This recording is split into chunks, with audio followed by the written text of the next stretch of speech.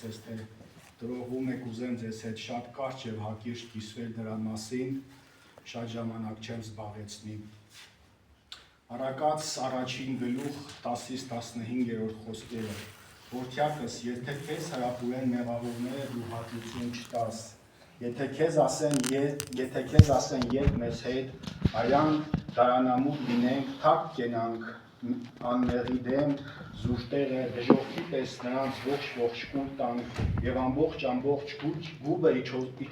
իջոցնողների պես ամեն տեսակ պատվական ստացվածքներ գնենք, լցնենք մեր տները ավարներով, վիճակը գցիր մեր մեջ եւ մեր ամենի քսակը մեկ լինի, որդյակս նրանց հետ ճանապարհ մի գնա, որդյակս հետ պահիր նրանց շավիղներից։ Այս կարճ խոսքը վերնագրել եմ քսակըտ մեկ մի անի, կարծես թե քսակը այստեղ սրտի խորհուրդն ունի եւ փորձենք նայենք իսկապես ինչ նշանակություն ունի քսակը, ինչ կարեւորություն ունի այդ ամենը եւ մի փոքր խորենք դրա մասին։ Գիտեք, մի փոքր կուզեմ խոսեմ եւ կարծում եմ, որ շատ ժամանակ մեր միջավայրը իսկապես մեծ ազդեցություն ունի մեզ վրա եւ իզուր տեղը չէ, որ Աստծո խոսքն էլ ասում է, որ չար ընկերակցությունը կապականի բարի վարքը եւ այստեղ մենք իսկապես լուրջ մտածելու տեղիք ունենք, որ ամեն ժամանակ մենք լինենք Տիրոջ մեջ, լինենք Աստծո մեջ, որ մենք քսակը մեկ չանենք, մեր ճանապարհները մեղավորների հետ մեկ չանենք եւ Ուզեմ ասեմ, որ Աստված էլ իր բաժինը, կարծես թե Աստված մեզ գնել է եւ ազատել է մեղքի եւ անեծքի իշխանությունից եւ արել է իրեն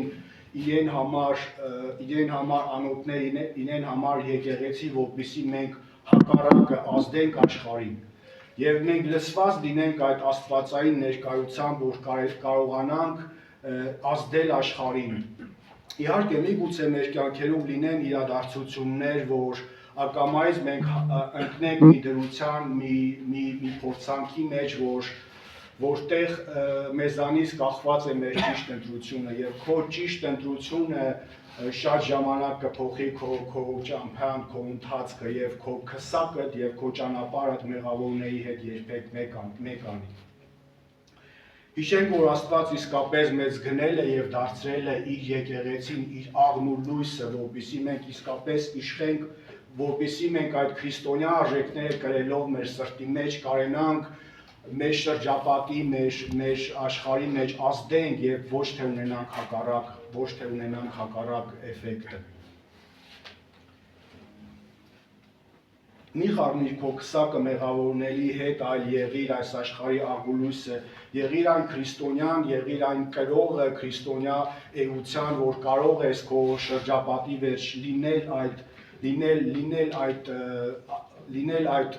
ճնշողը, որ կարող ես մարդկանց բերել դեպի Աստվածը։ Եվ կուզեմ ասել, որ հիշեցնել եւս, որ հարց կառաջանա միգուցե ինչպես մենք անենք, որ հրապուրանքի ժամանակ մենք չհրապուրվենք եւ չլինենք մեղքի մեջ, ուզում եմ ասել, որ անկախ ամեն ինչից Աստծո խոսքը ասում է, որ մենք երիտասարդները զորավոր ենք եւ միգուցե մենք հայտնվենք ինչ-որ մի իրադարձության մեջ, որ իրադարձությունը եւ կյանքը հակառակը ցույց տա մեզ, բայց այսօր ես ձեզ ասում եմ, որ մենք զորավոր ենք Քրիստոսով եւ իմ կարծիքով ինչով է երիտասարդի զորությունը, որ նա մեծ պոտենցիալ ունի համեմատած տարեց մարդու, եթե ոչ կարելի ասել ծեր մարդու, որ նա իր կյանքի մեծ մասը ապրել է եւ կարծես թե Մարիամուտին նոր Տիրոջը հանդիպել, իսկ երիտասարդները, որ առույգ են եւ նոր են Տիրոջը ճանաչել, նրանք ունեն այդ մեծ պոտենցիալը փոխելու իրենց շրջապատի մեջ եւ լինելու այդ լույսը եւ աղը, որպեսզի մարդկանց տանեն դեպի Քրիստոս։ Ուզեմ երկու տեղ Աստծո խոսքից բերեմ, թե մենք ինչպես կարող ենք հետ կանգնել եւ չլինել գայթակղության մեջ, մենք ինչպես կարող ենք մեր քսակը մեկ չանենք աշխարհի հետ, մեր ծրագրերը, մեր նպատակները մեկ չանենք աշխարհի հետ։ Առաջին Հովհաննես 2:14-ը Գրում եմ ձեզ մանուկներ, որ ճանաչեցիք հորը, գրեցի ձեզ հայրեր, որ ճանաչեցիք նրան, որ սկզբից է, Գրեցի ձեզ երիտասարդներ, որ դուք զորավոր եք և Աստծո խոսքը բնակվում է ձեզանում և դուք հաղթել եք չարին։ Ինչպես և ասեցի, երկու կարևոր սյուներ կուզեմ բերել, թե ինչպես մենք կարող ենք զորավոր լինել և ինչպես մեր քսակը, մենք մեր սիրտը կարող ենք պահել Քրիստոսով։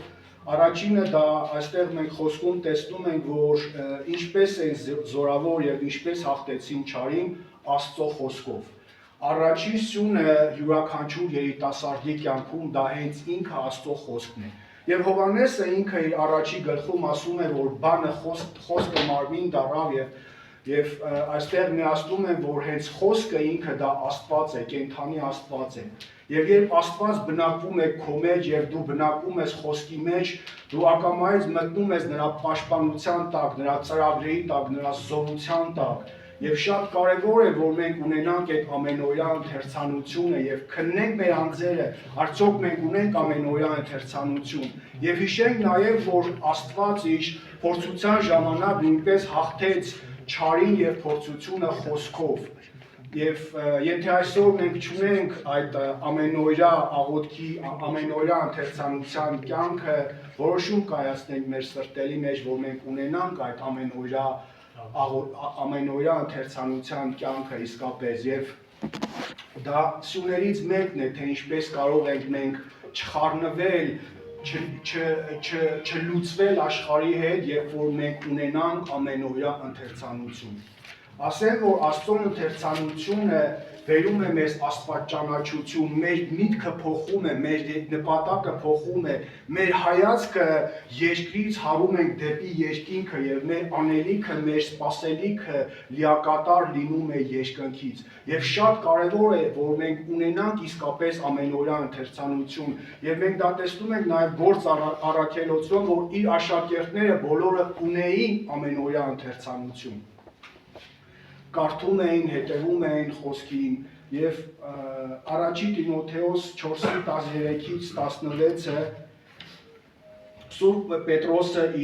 կրտսեր իր փոքր աշակերտին Տիմոթեոսին հետևյալ խոսքերն է ասում. «Մինչև որ կամ միտքը դիր կարդալուն, հորդորանքին եւ վարդապետությանը, անհոգ մի եղիր այն քեզանում եղած շնորհի համար, որ քեզ տրվեցավ մարգարեություններով, երության ձեռնադրությամբ,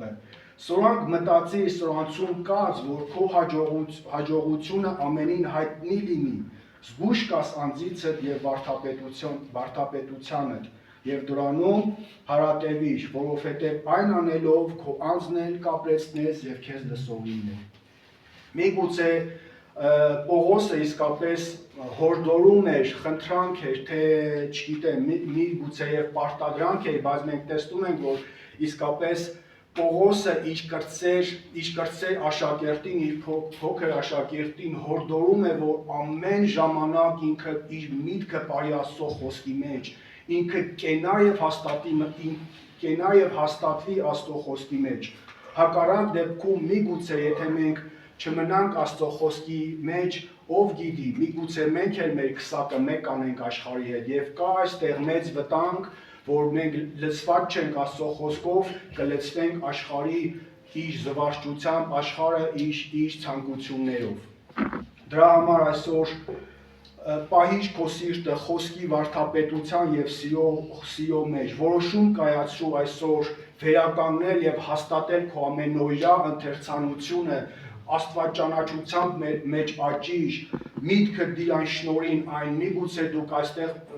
որոշները իմանաք, թե ով եք դուք Քրիստոսով կանչված։ Պահիր դա քո սրտի մեջ, ամեն ջանք եւ եռան դարա, որ այդ մարգարեությունը, այդ խոսքը, որ դու ունեցել ես քո սրտի մեջ, կատարվի քո բաժինը եւ Աստված այդ անպայման կանի իրեն բաժինը։ Կարևոր է Աստծո ընթերցանությունը իսկապես, երիտասարդներ ջան, շատ կարևոր է։ Հարատևենք դրա մեջ, սովորություն դարձնենք։ Ես միտեղ ասել եմ, որ երբեմն մեզ մարդկանց ձևավորում են մեր սովորությունները, որ դառնում են մեր բնավորությունները։ Եվ հարկ կա նաև ունենանք մենք ճիշտ սովորություններ, որպեսզի հետագայում այդ սովորությունները դառնան մեր բնավորությունները։ Եվ այդ սովորություններից մեկը դա հենց աղոթքի կյանքն էր, որ ունեին աշակերտները իրենց բաժինը, նրանք ունեին աղոթքի կյանքը եւ առանձնանում են Քրիստոսի հետ, կարծես ամեն ժամանակ Տերը առակներով էր խոսում եւ նրանք հետո առանձնանում էին Քրիստոսի հետ եւ Տերը մեկնում էր նրանց։ Եվ երկրորդ բանը, որ կուզեմ խոսամ, երկրորդ սյունը կարևորելով դա աղոթքի կյանքն է, որ մենք պետք է ունենանք ամեն մեկս։ Մատթեոս 6:6-ը Բայց դու երբ որ աղոթք անես, մտիշ քո սենյակը եւ դուրդ փակած աղոթք արա դեպի քո հայրը, որ ծածուկն է, եւ քո հայրը, որ ծածուկ տեղը տեսնում է, հայտնապես կհատուցանի։ Ծածուկի աղոթքի կյանքը, քո սենյակը։ Աղոթքի այս անձնական կյանքը, որ ունի աշակերտը, դա ամեն մեկը պետք է ունենա իր կյանքում եւ ես մի անգամ միտեղ ասել եմ, այսօր էլ կրկնեմ, որ իմ կյանքի ամենամեծ հաղթությունները ես տարել եմ իմ ծածուկի աղոթքի սենյակում։ Մինչև հիմա էլ պայքարում եմ։ Թե հայտնություններ եմ ստացել իմ անհատական ծածուկի սենյակում, թե պայքարներ եմ ունեցել, թե հանդիմանություն եմ ստացել, բայց այդ ամենը եղել է իմ ծածուկի սենյակի մեջ։ Սա տարբերվում է ընդհանուր աղոթքաժողովից, սա քո ծածուկի սենյակն է, երբ որ դու ես եւ Աստված, երբ որ Աստծո հոգին է քեզ առաջնորդում եւ դու կարծես քո սիրտը ամբողջությամբ բացում ես Սուրբ Հոգու առջև, որպեսզի նա գործի քո սրտի մեջ։ Աղոթքն է, որ քեզ հաստատում է եւ բարձրացնում է։ Աղոթքի մեջ է, որ մարդը ստանում է հայտնություն, առնում է Աստծուց եւ Տեր Հիսուսն էլ ինքը իր ամբողջ կյանքի, երկրավոր կյանքի ընթացքում միշտ առանձնանում էր, գնում էր առանձին իր ծածուկի աղոթքներ ունենում եւ կարծում եմ, որ հարկ կա, եթե անգամ Տերը կարիք ուներ որպես մարդ աղոթքի, որքան անգամ մենք կարիք ունենք ունենալու մեր ծածուկի աղոթքի սենյակը, որպեսզի մենք լինենք առանձնացված, որպեսզի իսկապես մեր քսակը, մեր սիրտը մեկ չլինի աշխարհի հետ։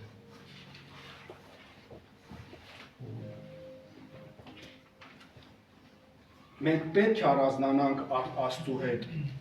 ունենանք այդ աղոթքի կյանքը, ունենանք, ստանանք այդ հայտնությունները, խոսքը մեզ, գիտեք, աղոթքը մի հետաքրքիր բան էլ ունի, իմ կարծիքով, մենակ խոսքը առանց աղոթքի, իմ կարծիքով, երբեմն ոչ ամբողջական է, որովհետև երբեմն խոսքեր կան, ինչպես Տերն էր, եթե կհիշեք իր աշակերտներին, կարծես ինքը առակներով էր խոսում եւ առանձին աշակերտներին մեկնում էր աղոթքը, նրանք ունեին այդ սովորությունը առանձնանալու Քրիստոսի հետ, որպեսզի Աստված մեկնի իրենց խոսքը, նրանք չէին հասկանում, բայց երբ որ առանձնանում են Քրիստոսի հետ, կարծես Աստված մեկնում էր եւ այդ առանձնացումը, այդ աղոթքի կյանքը մեծ զորություն ունեցավ նաեւ իրենց կյանքում եւ ես համոզված եմ, որ ունի այդպիսի զորություն էլ նաեւ մեր կյանքում եւ ընթերցանությունը ամենօրյա եւ ամենօրյա ծածուկի քո աղոթքը, քո հարաբերությունն է Աստծուն, որ դու պետք է պահես ջանք արա քեզանից, դի ժամանակ այսօր ընտրություն կայացրա, որ ամեն ժամանակ դու ունենաս այդ ծածուկի աղոթքը, անկախ ամեն հանգամանքից եւ կտեսնես, որ Աստված քեզ կբացի, Աստված քեզ կհայտնի, Հայրը, որ ծածուկում է հայտնապես, նա ուզում է այսօր իսկապես մեզ բացի եւ ունենանք մենք այդ հայտնությունները, ուզում է, որ մենք ունենանք այդ ծածուկի կյանքը, որ ինքը հայտնի մեր աղոթքի մեջ, այդ կյանքի մեջ այնինչ, որ ինքն է ուզում ասել։ Եվ վերջացնեմ երևի Կողոսացիս 4:2-ը, աղոթքի միշտ հետևեցեք եւ արթուն կացեք նրանում գոհությունով։ Այսպես մենք այստեղ նույնպես տեսնում ենք, որ Պողոսը հորդորում է, քաջալերում է եւ ես համոզված եմ, որ դա իր սեփական կյանքից է, որ մենք աղոթքի մեջ նույնպես արթուն կենանք եւ աղոթքի միշտ հետևանք եւ ունենանք այդ աղոթքի կյանքը։ Աղոթքի միշտ հետևալ եւ արթուն կացի, այսօր եթե քո աղոթքի կյանքը իսկապես պակասել է կամ միգուցե եւ չկա, այսօր ես հորդորում եմ, որ դու սիրելի երիտասարդ ես, որոշում կայացնես այսօրվանից, որ դու ունենալու ես քո աղոթքի ծածուկի կյանքը եւ կարծում եմ, որ Աստված մեծ բաներ ունի մեզ հայտնելու, բայց մենք երբեմն չենք գնում իրեն ընդառաջ, որպեսզի վերցնենք այդ գանձերը, որ երկրից Տերը երկրից Տեր Աստված մեզ ունենալու։ Թող Աստված օրհնի իսկապես երկու կարևոր բան եւ առհասարակ թե երիտասարդների, թե ցանկացած բոլորի կյանքում, որ ես միշտ կարևոր եմ եւ ես էլ միգուցե տկար եմ, թող Աստված ինձ էլ օգնի միտքը, որ մենք միշտ հարատև ունենանք ընթերցանության կյանք եւ ունենանք մեր ծածուկի սենյակի աղոթքը։ Եվ գիտեք, մի Աստծո sense մեծ մարդ կար, Դեվիդ Վիլկերսոնը, եւ ես լսել եմ, որ կարծես նա ասում է, որ միշտ ինքը ծառայողներ ընտրել է հետեւյալ սկզբունքով, միշտ ասել է բարձրացրա քո շորը եւ ծնկերը տեսել է, նայելով, որ ինչքան է մարդը իր ծածուկի սենյակում ծնկած աղոթում եւ նա վստահել է նման մարդուն։ Հավատացեք, մարդը, որ ունի ծածուկի սենյակ, նա միշտ ունի բան ասելու, միշտ առած է գալիս։ Եվ